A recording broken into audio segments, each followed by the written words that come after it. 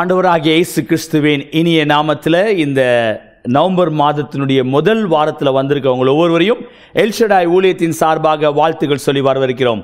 இந்த நாளில் கூட தேவன் உங்கள் ஒவ்வொருவரோடு இடைப்பட வல்லமையுள்ளவராக இருக்கார். எங்கே என் நாமத்தினாலே 2-3 பேர் கூடியிருக்காங்களோ மத்தியில் இருப்பேன் என்று வாக்களித்த அருமை தேவன், இன்றைக்கு இதை நீங்கள் கேட்டுக்கொண்டிருக்க உங்களோடு இடைப்படுகிற தேவன் நிச்சயமாக உங்களோடு பேசுவது மாத்திரமல்ல, உங்களை உற்சாகப்படுத்தி உங்களை கரம் பிடித்து நடத்த அவர் உண்மையுள்ளவராக இருக்கார்.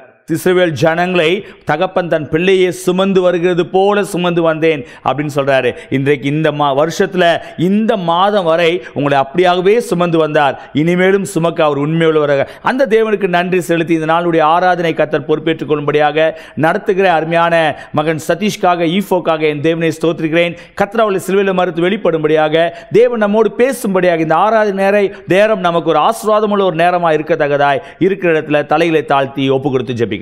பரலோக பிதாவே, இந்த ஆசீர்வதிக்கப்பட்ட வேலைக்காக நன்றி செலுத்துகிறோம். ஆண்டவரே, இந்த நவம்பர் மாதத்தினுடைய முதல் வாரத்தில் உடைய சமூகத்தில் நாங்கள் கடந்து வந்திருக்கிறோம். இந்த நாளுடைய ஆராதனை உடைய காலத்தில் ஒப்புக் கொடுக்கிறோம். இதை பார்த்து கொண்டிருக்க ஒவ்வொருவரையும் நீங்கள் ஆசீர்வதிப்பீராக. இந்த நாளுடைய ஆராதனை நடத்துகிற அருமையான மகன் சதீஷ்காக ஈஃபோக்காக நன்றி செலுத்துகிறோம். கர்த்தர் அவளை சிலுவையில் மறுத்து வெளிப்படுவீராக. இந்த ஆராதனை எங்களோடு இடைப்படுகிற ஒரு ஆராதனையாக, நீங்கள் பேசுகிற ஒரு ஆராதனையை அமைய உதவி செய்யுங்க. இதை கேட்டுக்கொண்டிருக்க பார்த்து கொண்டிருக்க ஒவ்வொருவரையும் நீங்கள் அப்படியாகவே ஆசீர்வதித்து கொடுக்க போறபடியால் நன்றி செலுத்துகிறோம். உம்முடைய வசனத்தின் மூலமாக நீர் எங்களோடு பேசுங்க, செய்தி ஆசீர்வதித்து கொடுங்க. இயேசு மூலமாய் ஜெபிக்கிறோம் நல்ல பிதாவே, ஆமென் ஆமென். இப்பொழுதும் கரங்களை தட்டி உற்சாகமாய் பாடுவோம். கர்த்தர் பெரிய காரியங்களை செய்வார். ஆமென். ஆண்டவராக இயேசு கிறிஸ்துவின் நாமத்தினாலே உங்கள் ஒவ்வொருவரையும் வாழ்த்தி வரவேற்கிறேன். இந்த முதலாம் வாரம் ஆராதனைக்கு வந்திருக்கிற உங்கள் ஒவ்வொருவரையும் ஆண்டவர் அவருடைய மகிமையினால நம்ம நிரப்புவாராக. ஸோ எங்களோடு கூட சேர்ந்து இந்த பாடல் தெரிந்திருக்குமானால் பாடுவோம். நாம் ஆண்டவரை ஒன்றாக சேர்ந்து ஆராதிப்போம். அவருடைய நாமத்தை நாம் மகிமைப்படுத்துவோம்.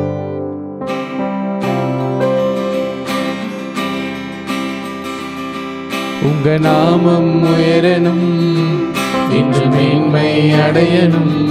பாடுவேன் பாடுவோம் அல்லேலூயா.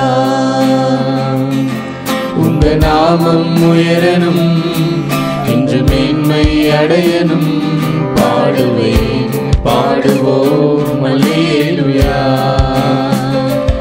அல்லேலூயா அல்லேலூயா Hallelujah, Hallelujah, Ave Ale, Hallelujah, Yahweh Ale, Hallelujah.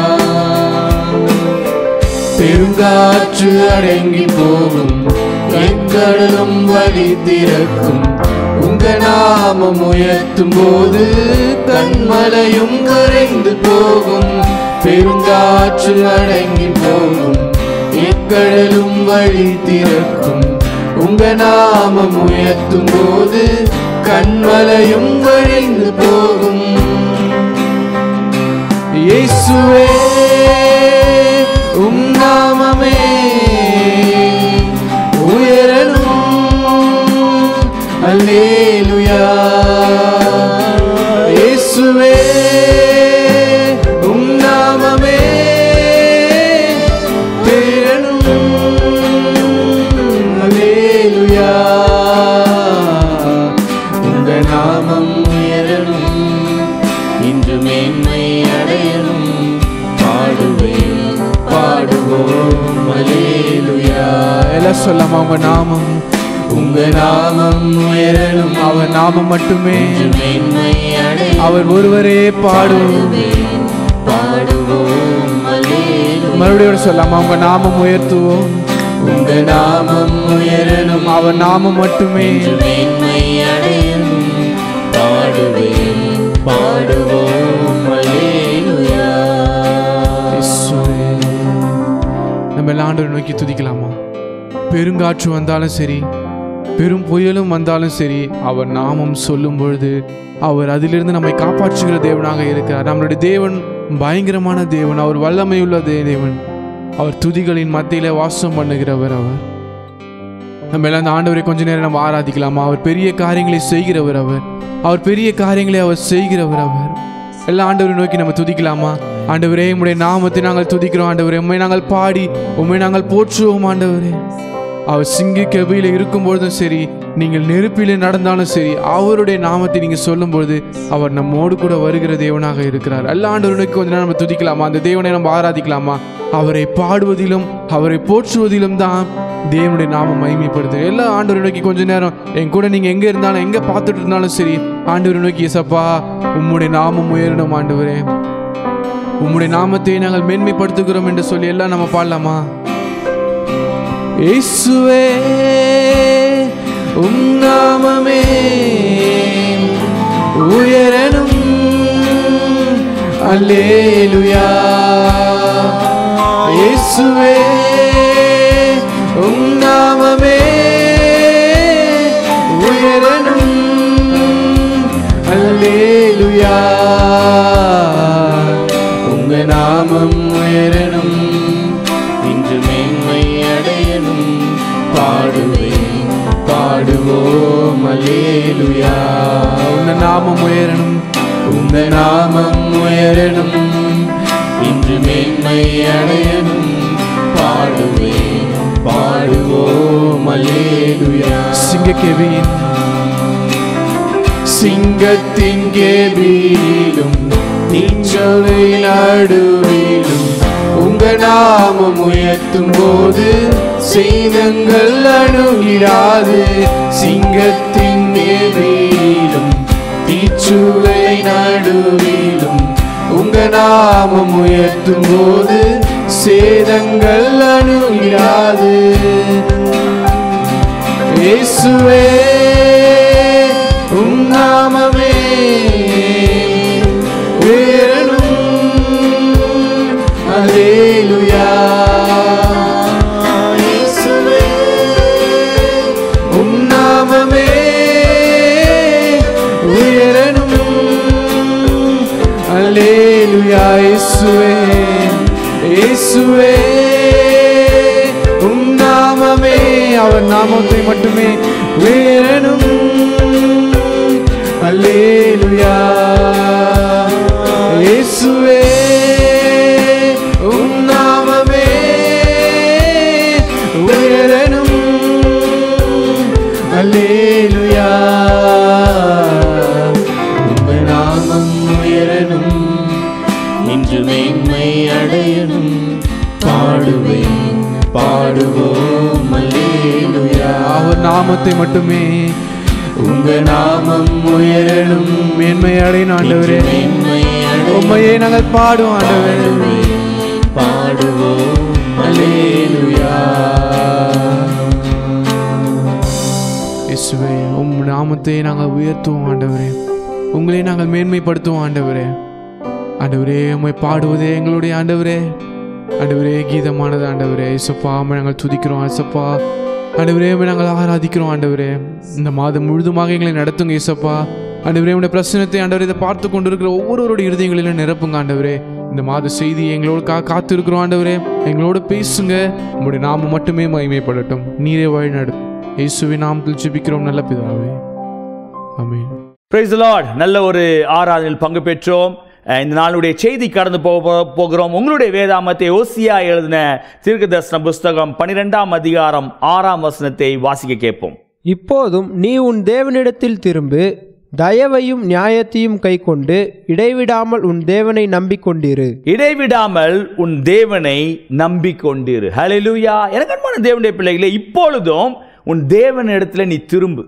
இன்னைக்கு அந்த போன வாரம் நான் பார்த்தேன், turn to God, keep mercy and judgment and wait on the God என்று சொல்லி 1ஆம் தேதி நான் செய்தியை உங்களோடு பகிர்ந்து கொண்டேன். இன்றைக்கு அதனுடைய தொடர்ச்சியாக டர்ன் டு காட் என்று சொல்லுகிறோம். இன்னொரு விதத்தில் கர்த்தரிடத்தில் திரும்பு, இல்லை கர்த்தரை ஃபோக்கஸ் பண்ணு, ஃபோக்கஸ் ஆன் காட் என்று சொல்லலாம், ரிட்டர்ன் டு காட் என்று சொல்லலாம். நீ தேவனிடத்தில் திரும்பக்கூடியவனாக இருக்க வேண்டும் என்று சொல்லி தேவன் எதிர்பார்க்கிறார். இன்றைக்கு இந்த செய்தியை கேட்டுக்கொண்டிருக்க அருமையான தேவனுடைய பிள்ளைகளே, ஏதோ ஒரு சூழ்நிலை நம்முடைய வாழ்க்கையில் ஒரு கசப்பை ஏற்படுத்தி இருக்கலாம், ஏதோ ஒரு சூழ்நிலை கிறிஸ்துவின் அன்பை விட்டு நம்மை தூரமாய் கொண்டு போயிருக்கலாம். ஆனால் பவுல் சொல்கிறார் ரோமர் எழுதின நிருபத்தில் 8ஆம் அதிகாரத்தில் கிறிஸ்துவின் அன்பை விட்டு என்னை பிரிக்க மாட்டாது என்று நிச்சயித்திருக்கிறேன் அப்படின்றாரு.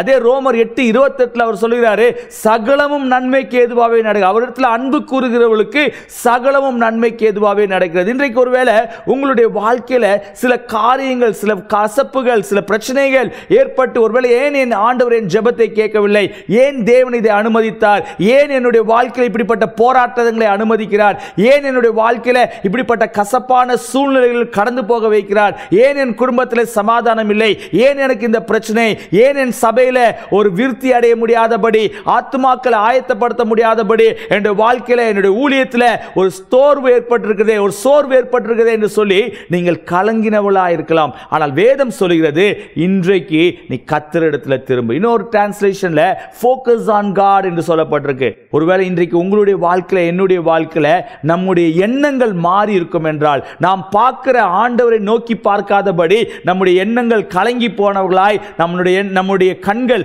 வேற இடத்துல நோக்கி இருக்கும் என்றால், நாம் தேவனிடத்தில் திரும்ப கடமைப்பட்டிருக்கோம். 3 C இந்த காலவெளியில் உங்களோடு பேச விரும்புகிறேன். முதலாவது, the call to return for unfaithful. உண்மை இல்லாதவர்களாய் இருக்கிறவர்களுடைய லைஃப்ல நீ தேவனிடத்தில் திரும்ப. So first C stands for call.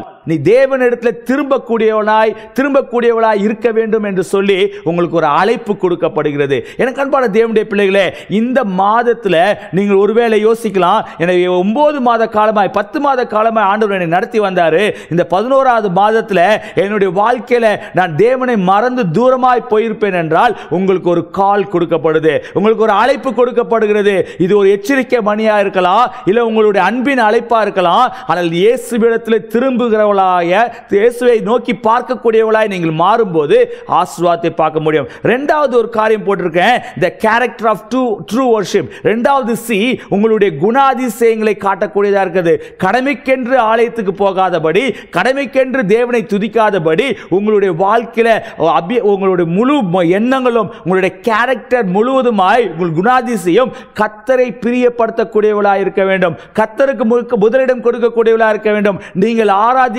ஆராதனை வெறும் சண்டே வொர்ஷிப்பா இல்லாதபடி ஒவ்வொரு நாளும் அவரை துதிக்கக்கூடியவளாய், அவரை ஆராதிக்கக்கூடியவளாய், அவரை தேடக்கூடியவளாய் இருக்க வேண்டும். இங்கு பார்க்கிறோம், இந்த 11ஆம் அதிகாரத்தில் எப்ராயிம் கர்த்தரை விட்டு தூரமாய் போயிட்டான். எப்ராயிமை பார்த்து சொல்றாரு, அவனை எப்படி மறப்பேன்?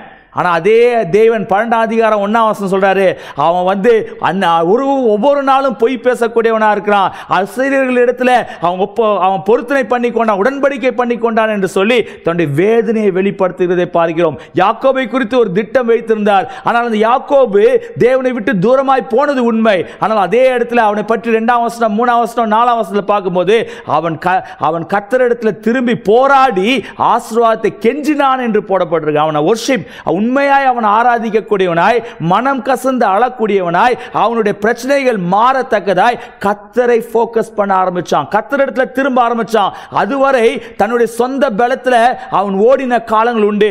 லாபான் தன்னை ஏமாற்றின போது, ஏசா அவனை எதிர்கொண்டு வந்தபோது அவன் கர்த்தரிடத்தில் போராடி கெஞ்சி ஆசீர்வாதத்தை பெற்றுக்கொண்டதுனால அவனுடைய பெயர் ஏமாற்றுக்காரன் என்ற யாக்கோபின் பெயர் மாற்றப்பட்டு இஸ்ரவேல் என்று அழைக்கப்படுகிறதை பார்க்கிறோம். So இந்த காலவேளையில you have to turn to God. உங்களுக்கு ஒரு அழைப்பு, the call to return for the unfaithful. உண்மை இல்லாத தன்மையாய் இருக்கக்கூடிய உங்களுடைய வாழ்க்கையில கர்த்தரோட அழைப்பு கொடுக்கிறார். இரண்டாவது C, the character of true worship for the weary. ஒருவேளை கவலையோடு கண்ணீரோடு கலங்கி இருக்கக்கூடிய உங்களுடைய வாழ்க்கையில உங்களுடைய குணாதிசயம் மாற வேண்டும், உங்களுடைய எண்ணங்கள் மாற வேண்டும், அவரை ஆராதிக்கபடியாக நீங்கள் ஒப்பு கொடுக்க வேண்டும். மூன்றாவது, the practice of continuous worship. ஏதோ ஒரு நாள் மாத்திரம் போய் ஆராதிச்சிட்டேன், ஒரு நன்மையான காரியங்களை ருசித்த பிறகு ஆராதிச்சேன் அப்படின்னு இல்லை. ஒவ்வொரு நாளும் கண்டினியூஸாக உங்கள் வாழ்நாள் முழுவதுமாய் கர்த்தரை உண்மையாய் சேவிக்கக்கூடியவர்களாக இருக்க வேண்டும். யோசுவா சொல்லுகிறாரே, நானும் என் வீட்டாருமோ வென்றால் கர்த்தரையே சேவிப்போம் என்று சொல்லி அப்படிப்பட்ட நிச்சயம் இருக்க வேண்டும். யோவான்ல ஆண்டவராகிய இயேசு கிறிஸ்து ஒரு காரியத்தை சொல்லுகிறதே பார்க்கிறோம். 15ஆம் அதிகாரம் 6ஆம் வசனம், 7ஆம் வசனம், 10ஆம் வசனத்தை வாசிக்க கேட்போம். Turn your Bible to the Gospel of John chapter 15 verse 6, 7 and 10. ஒருவன் எண்ணில் நிலைத்திராவிட்டால் வெளியே எரியுண்ட கொடியைப் போல அவன் எரியுண்டு உலர்ந்து போவான். அப்படிப்பட்டவைகளை சேர்த்து அக்கினியிலே போடுகிறார்கள், அவைகள் எரிந்து போம். நீங்கள் என்னிலும் என் வார்த்தைகள் உங்களிலும் நிலைத்திருந்தால் நீங்கள் கேட்டுக்கொள்வதெதுவோ அது உங்களுக்கு செய்யப்படும். நான் என் பிதாவின் கற்பனைகளை கைக்கொண்டு அவருடைய அன்பிலே நிலைத்திருக்கிறது போல நீங்களும் என் கற்பனைகளை கை கொண்டிருந்தால் என்னுடைய அன்பிலே நிலைத்திருப்பீர்கள். ஹல்லேலூயா. இங்கே ஆண்டவராய் இயேசு கிறிஸ்து ஓமையாய் சொன்ன ஒரு காரியம் யோவான் மூலமாக எழுதப்பட்டிருக்கு. அங்கே அழகாக போட்டிருக்காரு. நீங்கள் 6ஆம் வசனத்தில் நீங்கள் என்னில் நிலைத்திராவிட்டால் அக்னியில் போடப்படுவீர்கள், வெளியே எரியுண்டு கொடியைப் போல அவன் எரியுண்டு உலர்ந்து போவான், அது ஒன்றுமே இல்லாமல் போயிடுவோம் அப்படின்ற அந்த சூழ்நிலையை ஆண்டு பார்க்க விரும்பல. இந்த செய்தியை கேட்டுக்கொண்டிருக்க அருமையான தேவனுடைய பிள்ளைகளே, ஏதோ ஒரு சூழ்நிலை நீங்கள் ஆண்டரை விட்டு தூரமாய் போயிருப்பீர்கள் என்றால் இன்றைக்கு நீங்கள் you have to come back, அவர்கிட்ட ரிட்டர்ன் ஆக வேண்டும். You have to focus on him என்ற எதிர்பார்ப்போடு உங்களுக்கு ஒரு அழைப்பு கொடுக்கப்படுகிறது. ரெண்டாவது பார்த்தோம், the character of true worship for the very hearts. ஒருவேளை இருதயத்தில் கடினமுள்ளவளாய் சோர்ந்து போனவளாய் இருக்கக்கூடிய உங்களுடைய இருதயத்தில் உண்மையாய் அவர் ஆராதிக்கக்கூடிய இங்கே போட்டிருக்குது, நீங்கள் என்னிலும் என் வார்த்தைகள் உங்களிலும் நிலைத்திருந்தால் நீங்கள் கேட்டுக்கொள்வது எதுவோ அது உங்களுக்கு செய்யப்படும். அப்ப நம்ம ஜெபிக்கிற ஜெபத்துக்கு பதில் வேணும் அப்படின்னா அவர்களை நிலைத்திருக்கணும். அவர் என்று நம்மளால் ஒண்ணுமே செய்ய முடியாது என்பதை இந்த அதிகாரத்தில் பார்க்கிறோம். 10ஆம் வசனத்தில் பார்க்கிறோம், என் பிதாவின் கற்பனைகளை கைக்கொண்டு அவருடைய அன்பிலே நிலைத்திருக்கிறது போல நீங்களும் என் கற்பனைகளை கைக்கொண்டு கை கொண்டிருந்தால் என்னுடைய அன்பிலே நிலைத்து. அப்ப கிறிஸ்துவின் அன்பிலே நிலைத்திருக்கணும் அப்படின்னா உங்களுடைய குவாலிஃபிகேஷன் என்ன? அவரோடு இருக்கணும், அவர் சொல்றபடி செய்யணும், அவர் எதிர்பார்க்கிறபடி நடந்து கொள்ளணும். ஒருவேளை இந்த ஆவிக்குரிய வாழ்க்கையில நம்ம ஓடுகிற இந்த ஓட்டத்தில் தேவனை பிரியப்படுத்த முடியாதபடி சூழ்நிலைகள் அநேகம் வரலாம். ஆனால் இந்த காலவில் ஒப்பு கொடுங்க, ஆண்டவரே உண்மையாய் உம்மை ஆராதிக்கக்கூடியவனாய், உண்மையாய் உம்மை தேடக்கூடியவனாய், கண்டினியூஸாக ஆண்டவரே ஏதோ ஒரு நாள் 2 நாள் அல்ல, என் வாழ்நாள் முழுவதுமாய் உமக்கென்று ஆராதிக்க எனக்கு உதவி செய்யுங்க என்று சொல்லி கேட்போம். 3 C பார்த்தோம், the call to worship, the character of worship, and அது மூன்றாவது the continuous worship. முழுவதுமாய் அவர் ஆராதிக்கக்கூடியவளாய் மாறும்போது நம்முடைய தேவன் நம்ம எல்லா சூழ்நிலைகளையும் மாற்றி இந்த 15ஆம் அதிகாரத்தில் வாசித்த பிரகாரமாய் மிகுந்த கனிகளை கொடுக்கக்கூடியவளாய் மாற்ற அவர் உண்மையுள்ளவராக இருக்கார். அந்த தேவனுக்கு நன்றி செலுத்தி இருக்கிற இடத்துல தலைகளை தாழ்த்தி ஒப்பு கொடுத்து ஜெபிக்கலாமா?